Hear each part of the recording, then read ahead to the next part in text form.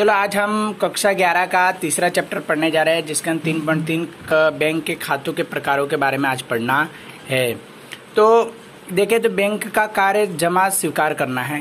वे बैंकों में विविध प्रकार के खाते खुलवा करके उसकी सुविधा प्राप्त की जाती है, और जिसमें मध्यस्थ बैंक RBI होती है, KYC होता है, नाउ योर कस्टमर, बैंक के फोटो वाला पहचान पत्र, स्थायी प्रमाण पत्र दिए जाते हैं, जिसके क्या उसमें आपके खाते खोले जाते हैं।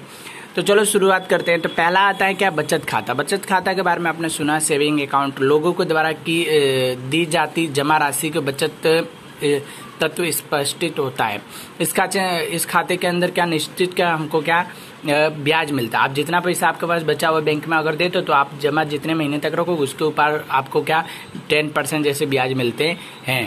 ठीक है, इस खाते के जितने भी दिन तक रखा जाए उतने दिन तक ब्याज मिलता है। जिसके इसके अंदर क्या क्या मिलता है, आपको चेकबुक मिलेगा, ATM कार्ड मिलेगा और अनेक प्रकार की सुविधा मिलती है, जिसके अंदर चेक, ड्राफ्ट, नगद आदि जमा करवा सकते हैं।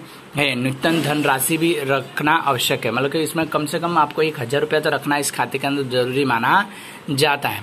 ठीक है, बचत खाते के महीने में के धन राशि निकले व्यवहारों की संख्या सीमित होती है, जिसके लिए क्या व्यक्ति को संयुक्त नाम से खुलवाया जा सकता है।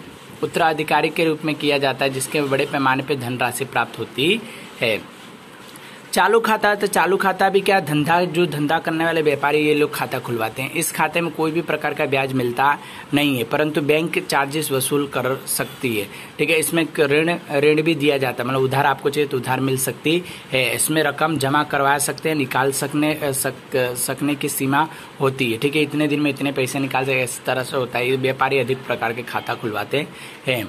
तीसरा दिया है रिगार्डिंग खाता। रिगार्डिंग खाते में क्या होता है, ये खाता बचत के उद्देश्य से खुलवाया जाता है।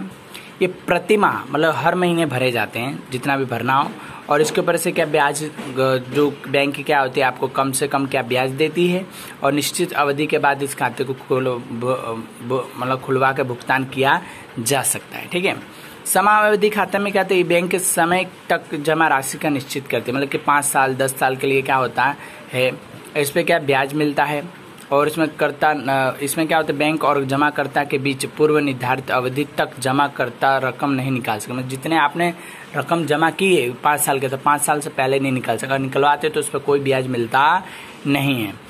यदि परिपक्व की अवधि से पूर्व रकम निकाली जाए तो ब्याज घट जाता है, और इसमें वापस कर दिया जाता है, कोई भी मिलता नहीं है। इस प्रकार का मतलब ब्याज आपको नहीं मिल सकता है, इस तरह से होता है।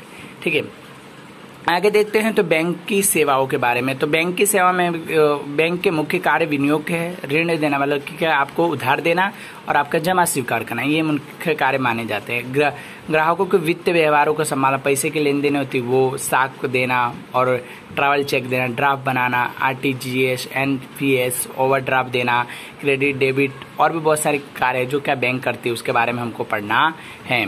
चलो स्टार्ट करते हैं। तो देखते 3.4.1 में ड्राफ्ट इश्यू करना।